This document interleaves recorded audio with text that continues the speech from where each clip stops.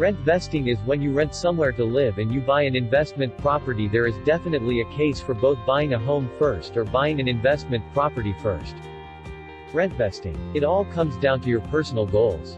We're going to quickly look at the pros and cons of both options and then talk you through an example comparing the two options. So the pros of rentvesting are: make your first home purchase your dream home. Improve your cash flow. Receive a rental income. Tax benefits. Live where you want to. Increase your borrowing capacity. You're not locked into a long-term commitment. Fast track your wealth creation. And it's an easy asset, not a liability.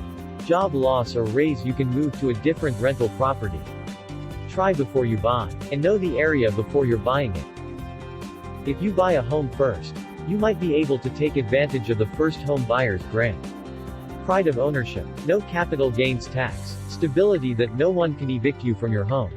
So you can see both approaches have their benefits. It just depends on your situation and your goals. Now let's look at an example. Cheryl Chen is 28 years old. She currently rents in Fitzroy.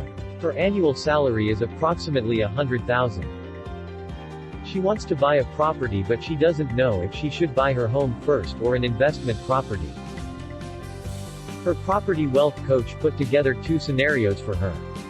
In scenario 1, Cheryl buys her $500,000 home, and it grows in value by approximately 6% each year. But when she goes to buy her investment property 2 years later, she finds she cannot.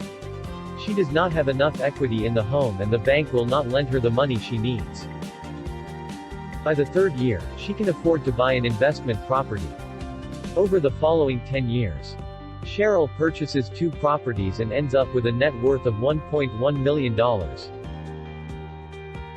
Now in scenario 2, Cheryl buys an investment property. Cheryl gets to keep living in Fitzroy. And the purchase price of her investment property is less, because it is in a growing suburb. It's approximately $475,000. This property grows in value every year by 6% and Cheryl receives rent from the tenants every month, which offsets the rent that she's paying in Fitzroy. Because of the rental income she receives, Cheryl is able to buy another investment property.